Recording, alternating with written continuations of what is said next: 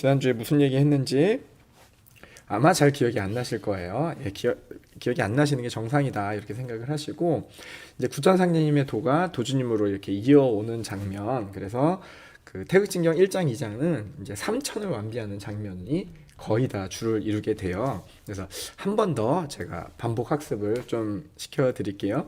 도주님께서는 이제 12달 만에 세상에 나오셔가지고 어려서부터 이제 좀 남다르셨죠. 남다르셨었는데 이제 15세가 되던 해에 집안 어르신들이 전부 독립투사예요. 도주님 가족은 가문이 다 독립투사하시고, 특히나 우리 도주님의 조부님이 되시는 분은 조정에서 이제 그 관직에 계시다가 을사 이제 능약이라고 하죠. 예, 이런 부분들을 체결되자마자 이제 피를 토하시면서 울분을 참지 못하시다가 화병으로 이제 타계하시고 돌아가시고, 그러니까 온 집안이 이제 독립운동 집안인데 일본의 대지주한테 돈을 빌려요.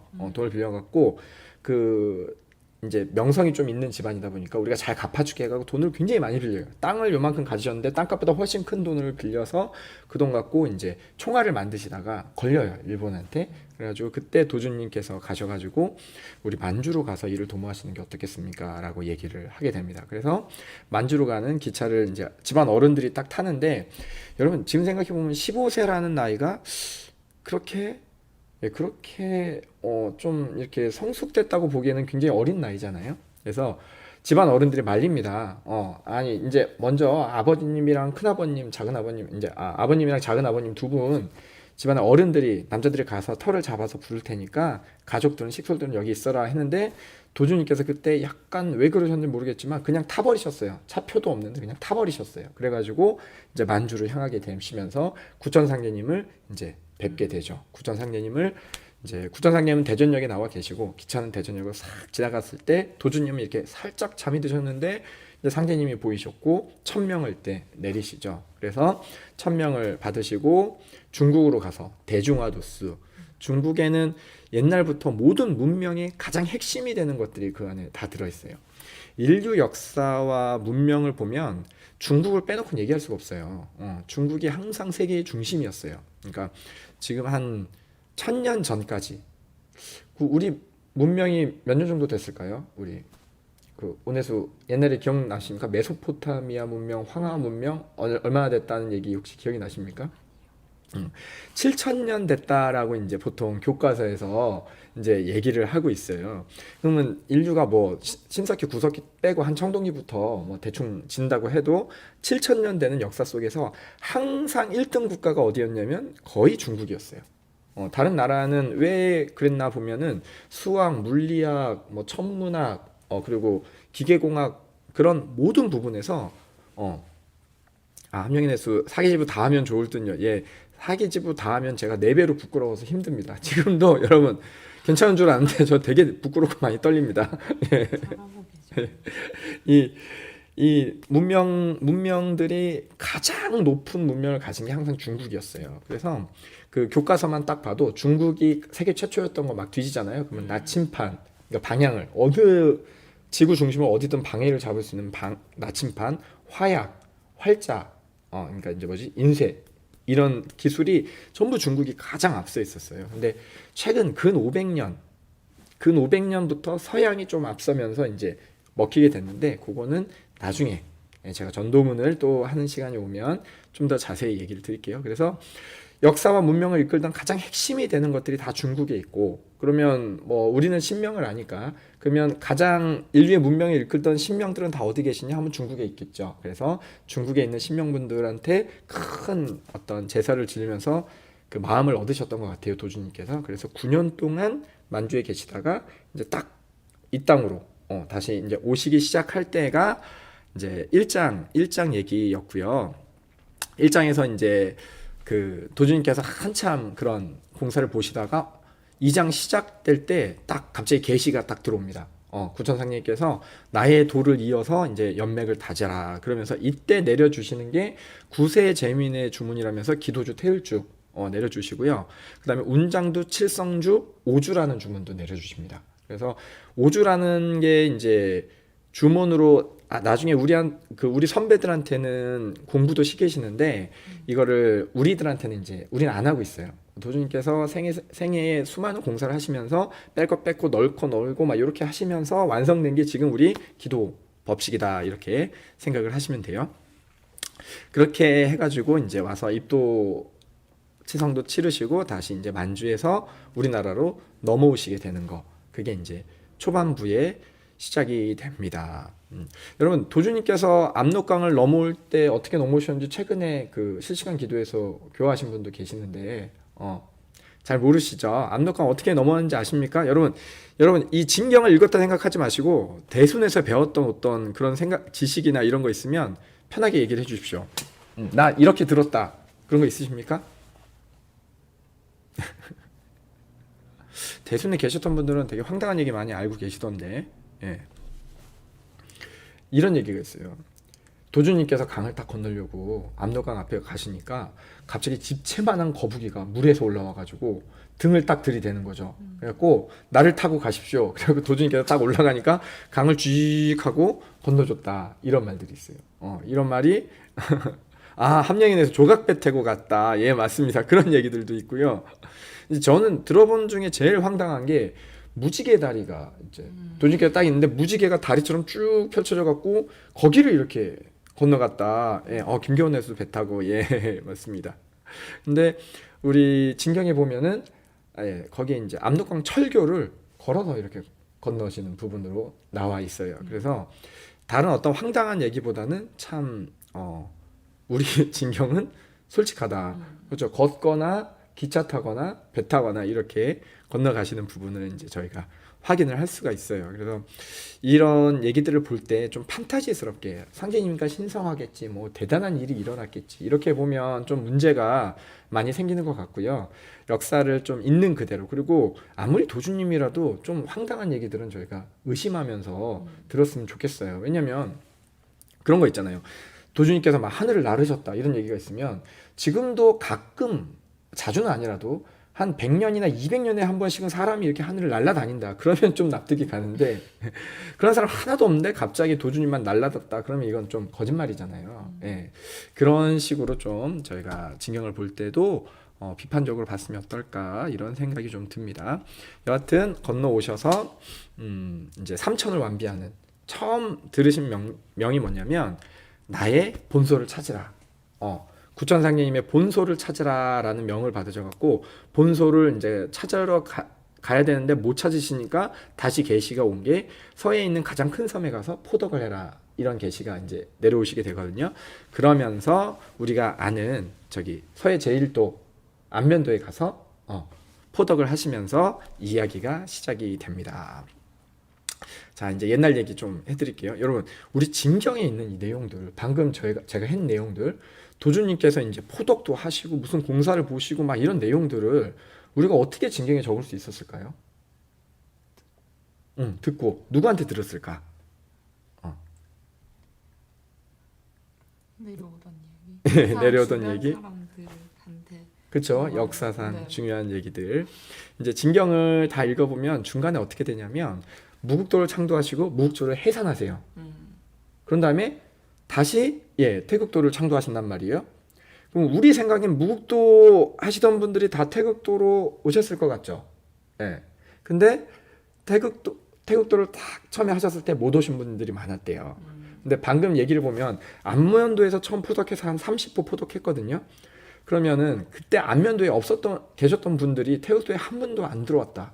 그러면 이 내용은 적어질 수가 없겠죠. 적는 게 불가능해집니다. 그래서 선배 중에서도 도주님께서 이때 처음 포독하셨을 때부터 곁에 계셨던 선배분이 증언이 있어야 우리가 이런 내용들을 적을 수가 있어요. 그래서 우리 진경의 토대가 되는 게 이제 이상우 어른이라는 분이에요. 이상우 어른이 그 진경 2장부터 보면은 이정률이라는 분이 이제 당시 안면도 되게 세력이 있으시던 분이거든요. 이분의 아들이 이상우 어른인데 나이가 어리셨어요. 그래서 이분이 이제 어려서부터 도주님을 옆에서 쫓았던 거죠. 도주님을 이렇게 쫓는데 이분이 머리가 좋으셨대요. 그래서 한 번 들은 거는 거의 다 기억을 하시는 분이었대요. 그래갖고 여튼 도주님을 계속 수종하다가 무국도가 해산하고 다시 태극도가 만들어질 때 이분을 안 찾았어요. 그래서 이분이 이제 도주님을 도주님의 도가 있다는 건 알죠. 나중에 그러니까 이분 입장은 뭐냐면 무국도가 해산할 때 이제 너희들은 어디 각자나 도를 잊지 말고 있어라. 내가 찾겠노라. 이 말씀을 하시고 해산한 다음에 연락이 안 닿은 거죠. 본인한테는. 그럼 어떡하겠어요? 10년이고 20년이고 기다려야 되잖아요. 그냥 기다리고 있었는데 이제 그 사이에 태극도는 막 만들어지고 포덕도 막 하고 10만 호가 되고 막 부산에서 이제 막 커지고 있었던 거죠.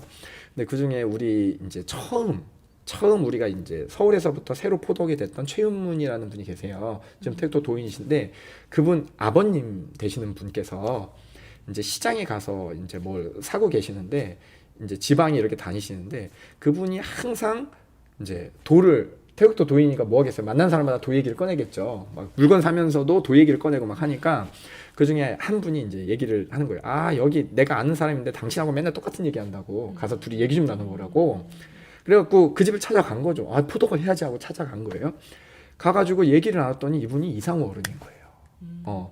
태극도가 만들어지고 도주님께서 공부법방을 완성한 다음에 화천하시고 한참 지나서 이분을 만난 거죠. 그러니까 이분을 만나니까 어때요? 이분한테 이제 도주님 얘기를 하니까 이제 화천하셨다니까 그 자리에서 펑펑 우시면서 저기 대강전이 어디냐고 부산 쪽을 하면서 이제 절을 하시면서 이분이 펑펑 우시면서 본인 얘기를 이제 꺼내시더래요. 그러면서 그때 무국도 하다가 도주님을 마음에 늘 새기고 있었는데 어떻게 되셨는지도 모르고 나는 그냥 도만 지키고 있었다고. 그래서 이분을 모시고 감천으로 옵니다. 감천으로 와서 그 집에 모시고서는 이제 두런두런 얘기를 나누면서 옛날 얘기를 많이 듣게 되는 거죠. 그리고 이분의 기억을 바탕으로 우리 이제 태극진경의 앞쪽 부분, 무국도 지금 안면도부터 시작해갖고 펼쳐지는 얘기들이 이제 그때부터 담겨져 있어요. 그래서 여러분 주의 깊게 이렇게 읽잖아요. 그러면 대부분 이상우 어른이 수발 들면서 눈으로 목격했던 내용들이 앞부분의 내용이 다예요. 거의 다. 뭐 건무도수를 보셨다, 뭐 단을 쌓고 뭘 하셨다. 그리고 특히나 저기 요번에 뭐 도주님이 구천상님의 선고를 뭐 훔쳐갔네 이라고 문자 보냈다가 이제 출도당한 김옥희 내수라는 분도 계시거든요. 이제 그런 내용들도 이제 보면은 그 당시에 막 그런 상황들 막 펼쳐졌던 것들을 이상호 어른이 다 보신 거죠. 그래가지고 그분이 늘 이 진경 초반부에 보면 출연을 하십니다. 상우가 수종 들더라 이런 얘기가 있거든요. 왜냐하면 그분 외에 기억하시는 분이 없으니까 그런 내용들이 이제 적어졌다라고 보시면 돼요. 그래서 이 안면도의 포덕이라는 게 우리한테 이 무국도 시절에 도주님의 이런 행적을 보는데 너무나 중요한 부분입니다. 그래서 안면도에서 포덕하신 분이 따르시면서 나중에 이 내용들도 전해줬다라는 것을 이제 좀 말씀드리고 갈게요. 이 부분이 이제 여러분 여기서 정리를 한번 해드릴게요. 도주님께서 곁에 있는 분이 계한을 하는 거. 우리 계한이라는 거 본 적 있으세요? 주변에서 만나신 분은 없죠. 계한을 하는 장면이 쭉 3번 나옵니다. 첫 번째가 사촌 동생 길룡이라는 분이 도주님께서 이제 득도치성을 올리실 때 옆에 있다가 계한이 돼갖고 그 영체가 가가지고 그 할머니 체하신 걸 막 풀어드리고 이런 게 나오고요. 그 다음에 이 박봉훈이라는 분이 이번에 계한을 하고요. 세 번째는 무국도를 만드신 다음에 도인들한테 이제 허령 공부를 돌리세요. 도주님께서. 그때 수많은 사람들이 이제 계한을 해서 이 진경에 보면 총 3번의 계한이 이렇게 나옵니다. 그 중에서 26절이 중요한 게 뭐냐면 보통은 계한을 했다가 어떻게 거두는지가 자세히 안 나오는데 여기서는 계한을 했다가 이는 허령이니 거두노라 하면서 담뱃재와 흙을 섞어갖고 고르게 하세요. 그러면서 나오는데 이거는 우리들한테도 되게 도움이 됩니다. 뭐냐면 내가 허가 많이 올라온 것 같다라고 생각을 하잖아요. 그러면 단순하면서도 집중할 수 있는 일 계속 하잖아요. 그러면 허에서 좀 벗어날 수 있습니다. 이 부분을 참고를 하셔도 좀 좋을 것 같아요. 그래서 계한한 부분이 이제 나오게 됩니다. 이분이 이제 옥황상제입니다 하면서 배려를 하시게 되죠. 그래서 요때 곁에 있었던 몇 분 안 되시지만 이분들은 도주님께서 옥황상제님이구나 라는 것을 좀 알게 되시게 돼요. 그리고 36절 정도 가면 제가 절수를 좀 풀어드릴게요. 초패왕의 원척을 푸셨다라고 하시면서 이제 그 도주님께서 첫 공사를 마무리하시는 게 나와요. 제가 36절을 한번 좀 같이 볼게요. 26절에 36절 제가 좀 읽어볼게요. 상제님께서 황새마을 공부처에서 여러 도인을 거느리고 공부하시더니 신시경의 잠옷 기뻐하시며 말씀하시기를 나는 오늘 초패항의 원척을 풀었느라 이제 후천 해원도스의 이 공사로서 그 원척을 풀었으니 이로부터 인간 세상의 모든 원척이 차츰 풀리어 상생의 새 판국이 열리리라. 천지간의 원척이 신명과 사람 사이에도 쌓여 있고 또 나라와 나라 사이 금수 초목에까지 없는 곳이 없어서 군생이 척신 망령의 시달림을 받았으니 어찌 평온할 날이 있으리요. 그러나 이 해원 도수에 따라 모두 해원 광구되어 장차 5만 년 청화 성경이 절로 이루어지게 하리라 하시니라. 요 말을 한번 보세요. 이건 좀 대단한 말 아닙니까? 도주님께서 구천상제님의 도를 받으신 다음에 계속 애를 쓰셨어요. 왜냐하면 구천상제님의 명대로 뭔가를 이제 해야 된다고 막 애를 쓰시다가 이때 뭔가 첫 열쇠를 푸는 듯한 그런 말씀을 이제 하셔요. 못내 기뻐하신다라는 표현도 있고 다른 표현은 이렇게 덩실덩실 어깨춤을 추셨다라는 그런 표현도 있어요. 그래서 도주님께서 초패왕의 원을 푸시고 그 다음에 본소를 찾으시게 됩니다. 이게 이제 저는 이게 의미가 있는 건가라는 생각을 해봤어요. 도주님께서 항상 보시면 구천상제님의 도를 이제 풀어 나가실 때 세상에 있는 어떤 숙제를 딱 마무리하시고 그 다음 도수가 열리고 마무리하시고 그 다음 도수가 열리고 이런 부분을 저는 많이 살피게 되거든요.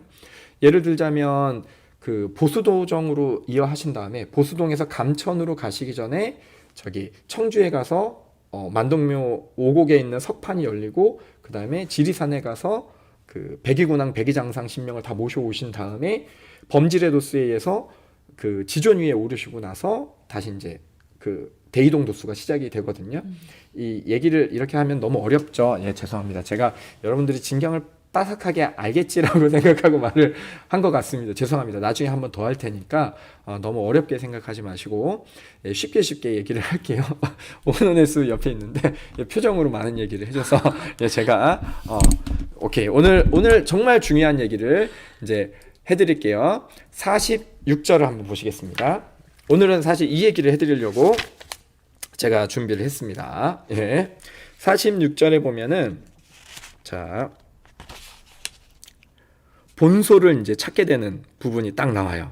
그러면서 이 46절 맨 밑에 한 줄만 제가 읽을게요. 상제님께서는 가족들과 수인사를 나누시고 미리 준비하신 비단을 예물로 드리니라. 이 말씀이 있어요. 비단을 예물로 드리니라. 요 부분을 이제 제가 설명을 좀 드릴 거예요. 이제부터는 그냥 저한테 집중해 주셔야 돼요. 저한테 집중해서 얘기를 들어주셔야 돼요. 세상은 어떤 식으로 움직였냐면요. 뭐 하늘이 있고 땅이 있고 사람이 있어요. 그러면 사람이 없으면 천지는 다 공각이다 이러거든요. 그래서 사람이 있는데 사람이 살아가는데 그냥 살아가는 게 아니라 사람이 움직이는데 핵심이 있어요. 핵점이 있어요. 이거를 농구공으로 비유하는 게 정말 이해가 가는데 세상은 양으로 이루어져 있어요. 농구 코트에 5명이 딱 쓰거든요. 빨간색, 파란색 5명이 섰어요. 그리고 이들이 농구 경기를 하는 것이 좋아해요. 그래서 자 농구 경기를 보면 수많은 이변이 일어나고 수많은 작용들이 일어나게 되는데 이 모든 조화에는 항상 하나의 중심이 있어요. 그 중심이 뭐냐면 농구공이에요. 농구공을 중심으로 모든 플레이가 풀려나갔거든요. 마찬가지로 인간들의 삶도 수많은 어떤 상황과 이런 것이 흐름이 이끌어져 가는데 그 가장 핵심이 되는 중앙에 뭐가 있냐면 황극이라는 게 있어요. 그래서 황극은 모든 변화의 중심이 되는데 이 황극의 자리가 뭐냐면 황제예요. 그래서 황극신이 인간하고 합일되어 있는 존재가 황제고 그래서 황제가 있는 곳에서는 문명이 발달하고 지혜가 발달하고 그 모든 인류 문명의 핵심이 황제를 통해서 흘러가게끔 인류가 변화해 왔어요. 그래서 그래서 중국에서 대중화 도수를 봤냐면 대대로 황제는 중국에 계셨어요. 그러니까 천지의 신명분들도 중심을 써서 인간사를 관여하셨던 게 중국이라는 거예요. 자, 이 황극신을 어떻게 하시냐면 구천상제님께서 모셔오세요. 모셔서 딱 어디에 두시냐면 이 나라 청주 만동묘에 딱 음기를 시키시게 된 거죠. 그러면 이제 황제위는 누가 얻으셨냐면 구천상제님이 얻으신 거예요. 황극신을 모셔온 존재니까요. 그럼 구천상제님을 인류의 예법으로 황제라고 할 수 있어요. 왜냐하면 그 다음날 중국의 황제는 바로 붕어했거든요. 돌아가셨거든요. 그러면 이제 세상에 황제위를 가지신 분은 구천상제님이에요. 그럼 구천상제님이 화천하실 때 나의 뒤는 진이 예을 거다 하는데 딱 이 사람이다라고 확정을 해서 가르쳐 주시지를 않았어요. 그러고 돌아가셨단 말이에요. 그러면 기존에 있던 황궁의 예법은 어떠느냐? 황궁도 그럴 수가 있잖아요. 이제 태자라고 하는데 우리말로 이제 우리는 왕이니까 세자라고 잘 알고 있잖아요. 세자를 책봉해 놓으면 되는데 세자를 책봉하지 않고 왕이 갑자기 황제가 돌아가셨어. 그럼 그 다음 세자는 누가 되느냐? 보통 핏줄이 많잖아요. 핏줄이 많아서 황제의 뭐 남자 형제들도 황제가 될 수 있고 그리고 남자 자식들도 황제가 될 수가 있어요. 뭐 경우에 따라서는 여자가 황제가 되기도 하지만 황제가 되는데 그럼 다음 때의 황제를 선택할 수 있는 자격은 누구한테 있느냐? 누구한테 있냐면 예법이 그래요. 이거 네이버에 다 찾아보시면 나옵니다. 당시 황실에서 가장 어른이 되시는 분한테 그 자격이 주어져요. 그러면 황제가 있는데 황제가 갑자기 돌아가셨는데 선 황제가 나이가 얼마 안 돼서 황위를 물려주고 계실 수도 있잖아요. 그러면은 선 황제가 물려주면 돼요. 근데 거의 그런 일은 안 일어나요. 보통은 황제는 돌아가시기 직전에 돌아가신 다음에 태자가 보통 황위를 잇거든요. 그러니까 황제가 태자를 임명 안 해놓고 갑자기 돌아가시게 되면 그 다음에 가장 어른이 보통 찾아뵈면 누구냐면 태비마마예요. 대비마마. 그러니까 황제의 어머니 되시는 분이에요. 그러면 구천상제님이 계시는데 구천상제님이 황제위를 얻으신 다음에 뒤를 이제 정해놓지 않으시고 화천하시면 누가 다음 때의 황제를 책봉할 수 있는 자격이 있으시냐면 구천상제님의 어머니 되시는 권씨 대모께서 이제 그런 자격이 있으신 거예요. 그러니까 황궁의 제일 어른이 그분이신 거죠. 이 본소를 처음에 찾아가셨을 때 구천상제님의 가족 네 분이 함께 하셨어요. 누구냐면 어머니 되시는 권씨 대모, 그 다음에 아내가 되시는 정씨 부인, 그리고 여동생 되시는 선돌고모, 그리고 친딸이 되는 순임낭자예요. 이 네 분, 친족 네 분, 유일한 혈계 가족, 현재 살아계신 네 분이 피가 섞여 있는 네 분이 함께 하시고 계셨어요. 그 본소에. 그래서 그 본소에 가실 때 도주님께서는 비단을 준비해서 가신 거예요. 비단을 준비해서 가셔가지고 어떻게 하냐면 딱 이제 얘기를 듣는 거죠. 얘기를 듣는데 어머 세상에 구천상제님께서 본소라고 하면서 친히 그 집을 막 이렇게 하시고 벽에 도배도 하시고 막 구들장까지 다 해놨는데 당시 구천상제님 화천하신 다음에 종도들이 와고 막 다 뒤진 거예요. 뭐 하나 뭐 남겨놨을까, 도통을 남겨놨을까 다 뒤졌는데 못 찾았어요. 근데 유일하게 남겨놓은 게 이제 주문서하고 현무경이었거든요. 현무경을 딱 남겨놨는데 다른 사람이 와가지고 이제 그 공부를 했어요. 을미생인 사람이 와가지고 여기서 공부를 하고 이제 이 사람이 성과가 없으니까 구천상제님께서 계시로 야 걔네 내보내 이제 진짜 진이 온다 그래가지고 할 수 없어 내보내니까 이 사람들이 그걸 밤에 들고 튀었거든요. 그러니까 구천상님이 남겨주신 주문서가 없는 거예요. 본서는 있는데 이 현미경하고 주문서가 없는 거죠. 그러니까 이제 도주님께서 오셨어요. 진짜 을미생이 오셨는데 이거를 둬야 되는데 선돌고문은 없는 거죠. 어떡합니까? 막 이런 얘기를 나누고 있는데 도주님께서 갑자기 옛날에 진시황 때 분서갱유 사건이 떠오르는 거예요. 분서갱유 사건은 뭐냐면 진시황이 나라를 중국을 통일하고 갔더니 똑똑한 놈들이 항상 문제예요. 똑똑한 놈들이 막 아니 되옵니다 막 맨날 이런단 말이에요. 뭐 좀 하려고 하면 아니 되옵니다. 그러니까 쟤들은 왜 저래 봤더니 애들이 다 공부를 한 애들이요. 그러니까 야 쟤네들은 무슨 공부했어? 유교를 배웠습니다. 모든 유교책을 없애라. 이게 분서갱유. 그리고 모든 유학자를 싹 다 죽여라. 그래가지고 수많은 유학자들을 땅에다가 이제 죽이고 파묻고 책을 다 불사르니까 유교의 맥이 여기서 끊어지면 안 된다. 그래가지고 그 중에 한 분이 벽을 파갖고 거기다 유교 우리 사서삼경을 다 집어넣은 다음에 벽을 발랐어요. 나는 죽더라도 어느 날 이 책이 발견되면 유교가 전해지리라. 그리고 나중에 집이 새로 지어지면서 그 책이 발견이 돼요. 그래서 후에 이제 다시 성리학이나 이런 게 발달된 게 후에 그게 이제 됐거든요. 그래서 유교에선 되게 유명한, 유학에선 유명한 일이에요. 그러니까 그 벽장에 책을 숨겼던 게 갑자기 생각이 나면서 벽에서 마치 빛이 반짝반짝 나는 거죠. 도주님 눈에는. 그래서 톡톡톡 두드려 보니까 통통 빈 소리가 나는 거예요. 팠더니 함이 나오고 그 함에 천서가 딱 나오는 거죠. 그래서 가족들이 난리가 난 거죠. 친 가족들이 아이고 다행이다고 얼마나 다행이냐고 이게 진짜 상님한테 전해진다고. 근데 보통 그러면 생각해 보십시오. 아, 내가 이걸 딱 찾았어. 아, 그럼 이건 제 건가요? 이럴 수 있잖아요. 근데 도주님께서는 이거는 국천상제님의 것이니까 국천상제님 가족분, 그것도 가장 높으신 권씨대모께 딱 올립니다. 그러니까 권씨대모께서 이렇게 딱 보더니 아, 내 아들이 쓴 글이 맞고 이거는 내 아들과 같이 훌륭한 이 청년에게 당신이 받으십시오 하면서 딱 내려주세요. 다시 그때 그 천서를 받으시면서 예물로 비단을 준비한 거를 올리는 거죠. 이게 예거든요. 황실에서 아까 다시 황실 얘기로 들어가자면 태비전에서 다음 때에 황제를 책봉을 하잖아요. 그럼 황제는 예물을 준비해서 그 태비마마께 올리도록 돼 있어요. 이거를 예장이라고 합니다. 예장 잘 모르는 사람들이 많아요. 근데 도주님께서는 구천상제님으로부터 받은 것은 전부 예로서 갚았어요. 그게 우리가 잘 알고 있는 게 봉천절이라는 치성이고요. 득도절이라는 치성입니다. 그래서 봉천명을 한 날을 길어서 친히 치성을 모시셨고요. 득도한 날을 길러서 친히 치성을 모시셨어요.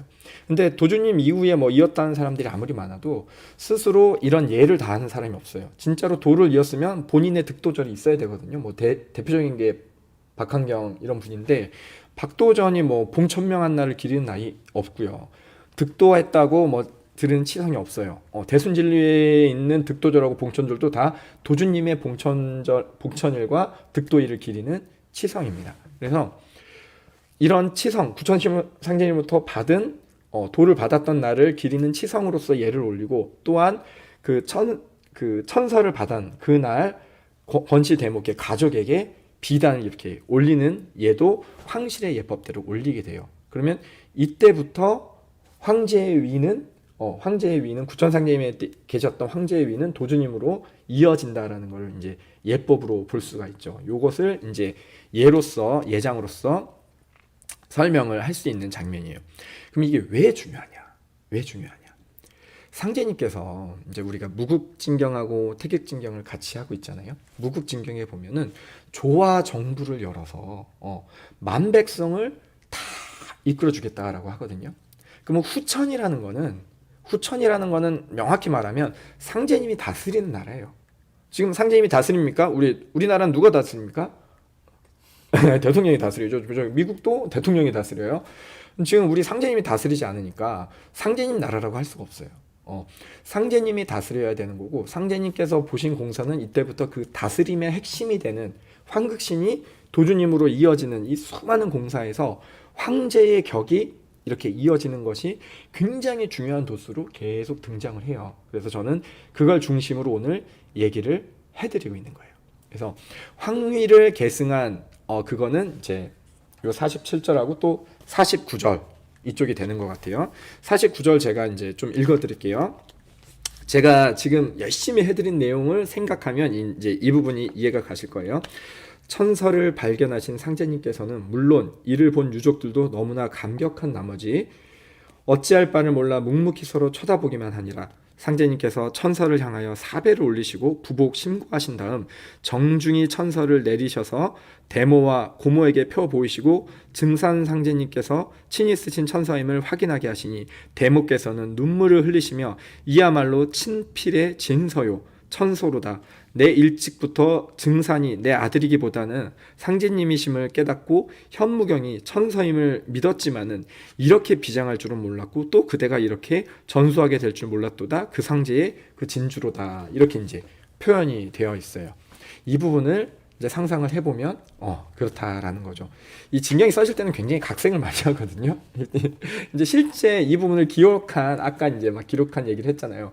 기록한 걸 보면 대부분 사투리예요. 막 그 지역 사투리로 막 하신 말씀이 이제 되어 있고 그래서 이제 각색이 좀 되어 있는 부분인데 여하튼 상제님의 이 황제위를 도주님께서 이어가시는 부분을 이제 보게 된다라고 있어요. 그리고 또 되게 중요한 거 55절을 한번 볼게요. 55절을 한번 볼게요. 오늘은 진짜 공부 시간 같네요. 열심히. 이게 뭐 이때 뭐 주문 막 받고 이렇게 하는데 요런 것까지 자세히 하면 너무 기니까 제가 하고 싶은 얘기 위주로 할게요. 자, 55절에 초 3일에 상우가 다시 본소에 가니 자, 여기에 상우라는 분이 등장하는 것을 제 얘기를 들으니까 좀 이해가 가시죠? 대부분 얘기가 상우가 다시 뭐하고 상우가 명을 받으니 이렇게 될 수밖에 없어요. 왜냐하면 이분의 기억을 거의 토대로 진경이 작성이 됐으니까. 상제님께서 하명하시기를 이번에 이 나라 전역에 걸쳐 독립 만세 운동은 이미 구천 상제님께서 짜놓으신 도수에 의함이며 내가 이제 공부로서 결정함이니 아버님과 숙부께 말씀드려 전도인이 이 운동에 적극 참여하도록 하라. 자, 이 운동이 뭘까요? 오늘서 그렇죠. 3.1 운동이에요. 그럼 3.1 운동의 의미는 뭘까? 그 얘기를 좀 드리고 싶어요. 3.1 운동이 했던 해는 김인년입니다. 김인년 3월 1일에 전 국토가 무국의 형상인 일본 깃발이 흔들리고 있었어요. 근데 이때 전 국토에 태극의 형상인 태극 깃발이 쫙 일어나게 되는 거예요.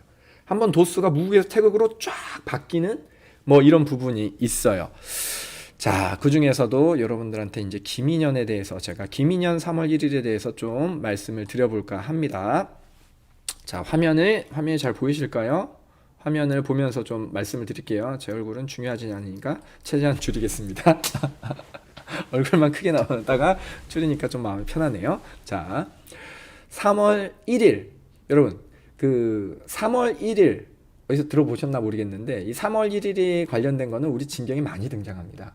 도주님께서 우리 통감에 봐도 뭐 취지서 같은 거 발표하신 날이 거의 다 3월 1일이고요. 뭐 발표하신 날이 3월 1일이 많고 옛날부터 춘 3월이라고 얘기해서 우리 도가 성공하는 거는 이제 봄이다 이런 얘기를 해요. 춘 3월 꽃피는 봄이 오면 이제 저거 된다라고 하는데 이 봄춘자가 파자를 해보면 이렇습니다. 3인 1석 세 사람이 한 자리에 계시다.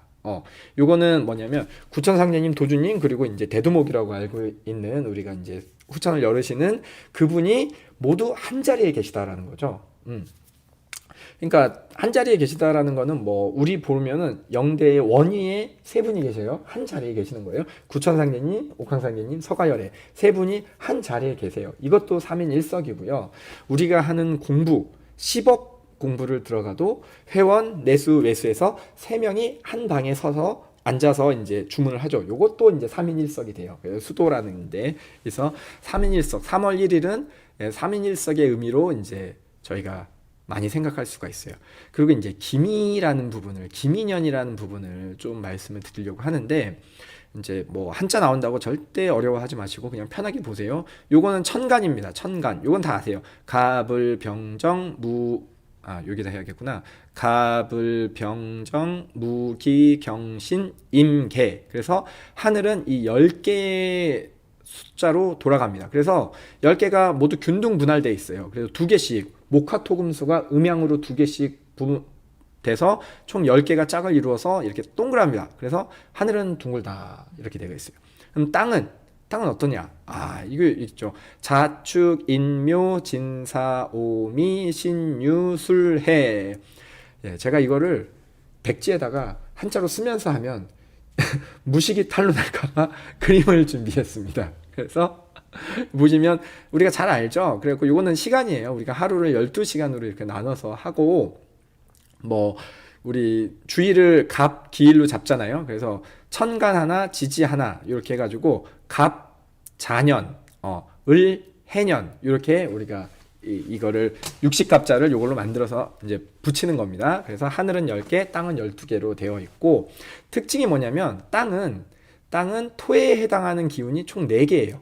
진술충미라고 해갖고 여기 이렇게 네 부분이 토에 해당돼요. 하늘은 무기만 토예요. 여기 2개만 토거든요. 근데 땅은 4개가 토예요. 그러니까 4개니까 4방향으로 뻗어서 땅은 모나다 라고 하고 하늘은 딱 10개니까 둥글다. 이제 옛날부터 이런 말이 있었어요. 그래서 하늘과 땅의 이치가 이제 요렇게 해가지고 이어져 가고 있는데 우리가 후천 성경세계로 넘어가잖아요. 후천 성경세계는 뭐냐? 아주 쉽게 말을 하자면 여기가 이제 아침, 점심, 여기 저녁, 밤 이쪽이 봄, 여름, 가을, 겨울이에요. 그래서 세상이 상극, 봄, 여름은 상극의 기운이 관장을 하거든요. 그러니까 분열하고 성장하고 경쟁하는 기운으로 가는 거예요. 그리고 가을하고 겨울은 상생, 이제 화합하고 모으고 이제 수렴하고 이런 기운으로 가는 거예요. 그래서 상극이 상생으로 바뀌는 요 시점을 뭐라고 하냐면 개벽이라고 부르는 거예요. 그래서 상극의 세상을 상생으로 바꾼다. 이건 이제 무국진경에서 여러 번 이번 주라고 해야 되나? 하여튼 화요일 날 열심히 말씀을 드렸어요. 그래서 상극을 상생으로 바꾸는 것이 이제 상제님의 가장 큰 역할이신데, 요걸 바꾸려고 딱 봤더니 뭐가 필요한가? 요게 우주를 축소한 그림입니다. 이제 하도와 낙서라고 이렇게 알고 있는데, 요 하도와 낙서는 옛날부터 굉장히 중요한 책으로 이제 여겨졌고, 이 책을 둔 곳을 도서관이라고 불렀습니다. 하도 낙서에 가고 도서관이라고. 그래서 우주의 상생을 하는 이 축소판은 요렇게, 이 오른쪽에 보이시죠? 요렇게 생겼습니다. 예. 그래서 수생목, 나무에 물 주니까 잘 자라고, 목생화, 불에다가 나무 여니까 활활 잘 타고, 화생토, 흙을 불로 구웠더니 도자기가 되고, 예. 토생금, 흙을 이제 압축을 했더니 쇳땡이가 되고, 금생수, 물에다가 금속을 집어넣으면 미네랄 워러라고 해가지고 몸에 좋은 물이 됩니다. 예, 광천수 되죠. 예, 상극은 이제 반대예요. 예, 그래서 물에다 흙 집어넣으면 흙탕물 되고요. 그 나무는 뿌리가 흙을 파고 들어가서 흙을 해치게 되고, 쇠로 나무를 자르잖아요, 도끼로. 그리고 쇠에다가 불을 집어넣으면 쇠가 녹아버리죠. 그리고 불에다가 물 집어넣으면 불이 꺼집니다. 그래서 이게 상극도, 상생도가 됩니다. 뭐 어렵게 생각하지 마시고 화면을 잘 보면 하나 다른 게 있어요. 뭐 많이 다른 부분은 있는데, 여기랑 여기 위치, 화와 금의 위치가 서로 다릅니다. 화의 금의 위치가 서로 다르고요. 그 다음에 가운데 토를 보면 상생도는 5하고 10이 있어요. 5, 10이 있고 상극도는 5만 있어요. 그래서 아주 쉽게 설명하자면 상극이 상생이 되려면 하나가 필요해요. 뭐가 필요하냐면 10토라는 게 필요해요. 토가 그냥 토가 아니라 10의 숫자를 가지고 있는 토가 있어요. 1부터 10까지가 5행을 다 차지하고 있는데, 지금 어렵지 않죠? 여러분 어려우면 어렵다고 바로 얘기해 주셔야 됩니다. 제가 최대한 쉽게 설명을 하고 있는데,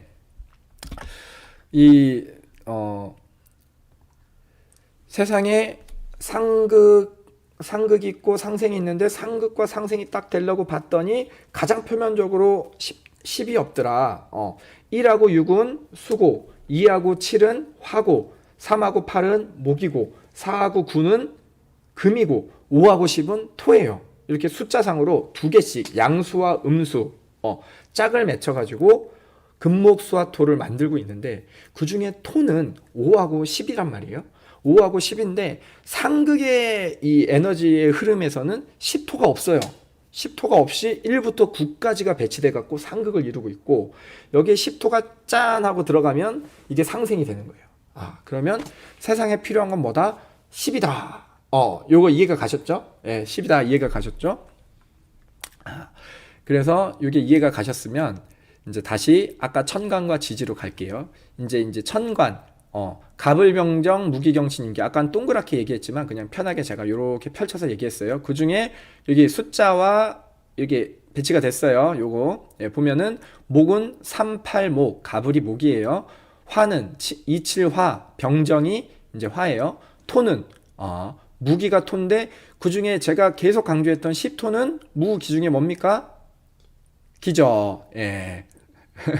우리 오은원에서가 되게 소심하게 이랬습니다. 기토 맞습니다. 무토도 토고 기토도 토인데 그 중에 10토는 기토에 해당합니다. 뭐 사구 금이고요. 경신금 이렇게 알고 있죠. 일육수, 임계수 이렇게 알고 있습니다. 자, 그리고 지지는 토가 진술충미 해가지고 총 4개의 토가 있습니다. 그러면 상식적으로 보면은 토가 4개면 4개면 2개는 오토고 2개는 10토일 것 같잖아요. 근데 이 모나 있는 땅에서는 3개가 오토고요. 하나만 10토입니다. 자, 질문. 무슨 토가 10토일까요? 진술충미 중에 하나 찍으세요. 25% 정답. 어떤 토가 10을 가지고 있을까요? 그렇죠. 이번에 좀 더 크게 오은원에서가 말했습니다. 노진영에서 급해서 미음만 얘기했네요. 미 좋습니다. 예, 정리의 수도 미 좋아요. 예, 김인연에 대해서 얘기하고 있으니까 예, 유추할 수 있겠죠. 예, 맞습니다. 미토만이 10의 기운을 가지고 있어요. 왜 그런가 한번 볼까요? 자, 아까 동그라미로 다시 돌아갈게요. 아이고, 어떻게 동그라미로 가야 되는데? 동그라미로 돌아갈게요. 아.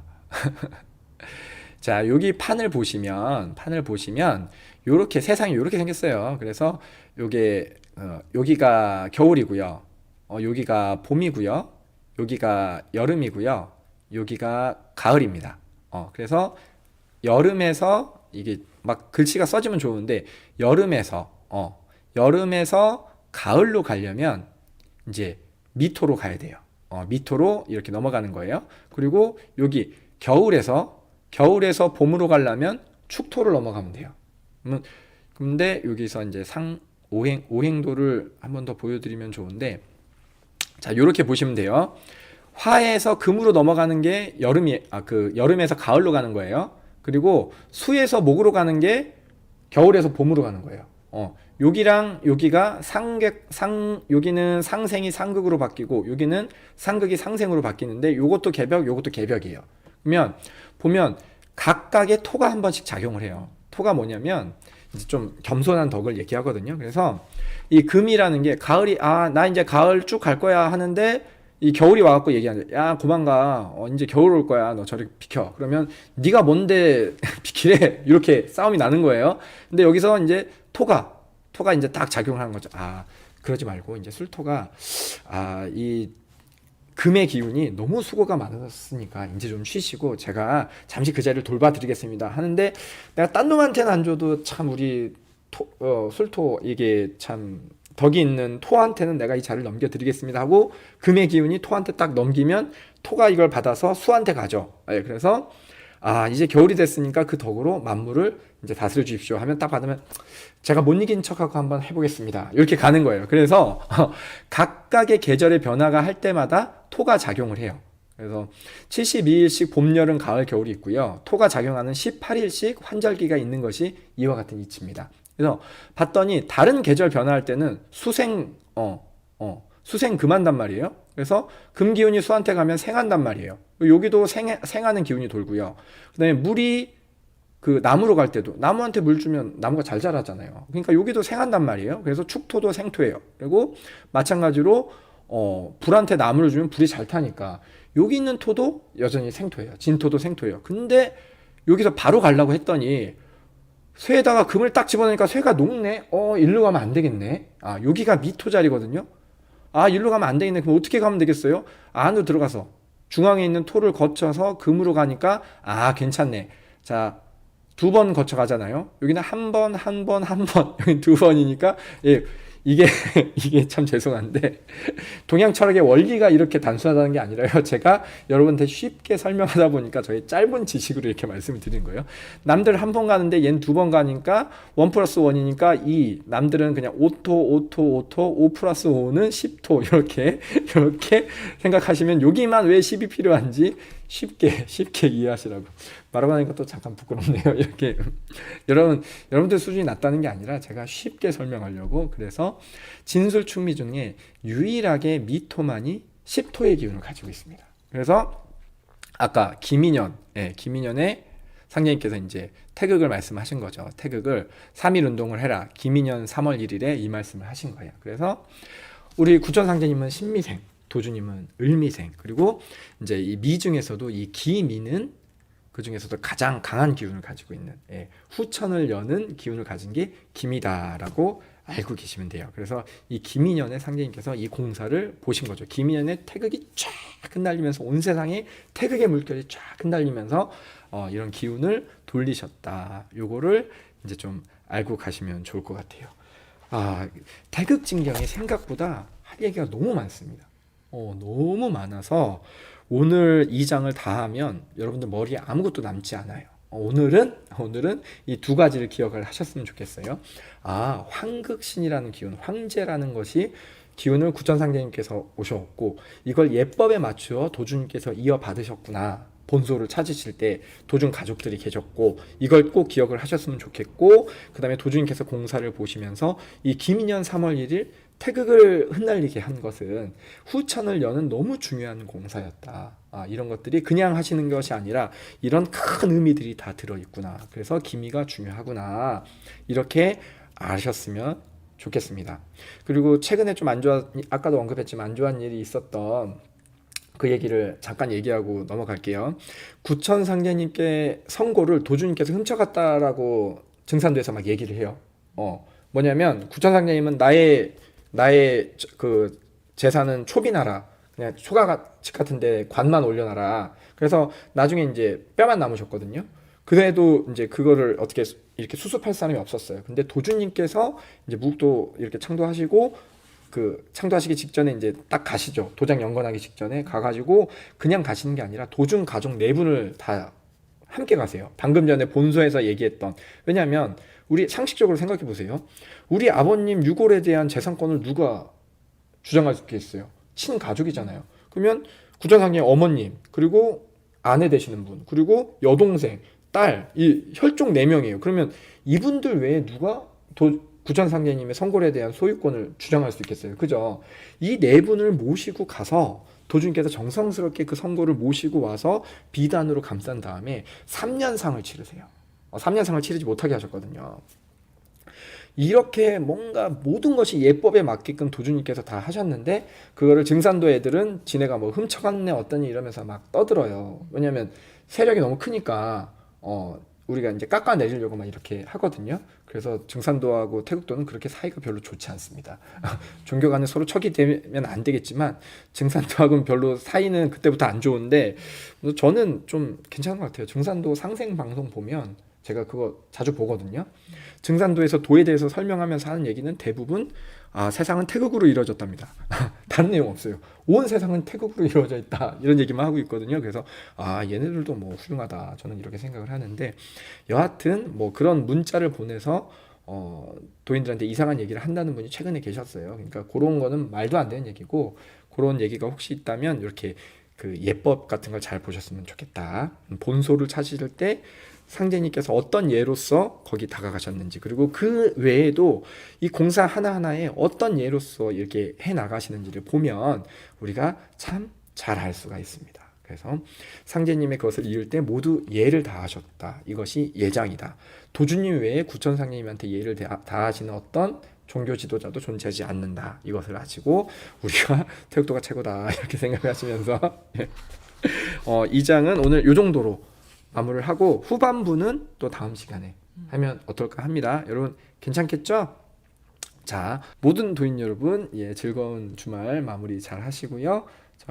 저는 다음 주 화요일에 또 무국진경으로 찾아뵙겠습니다.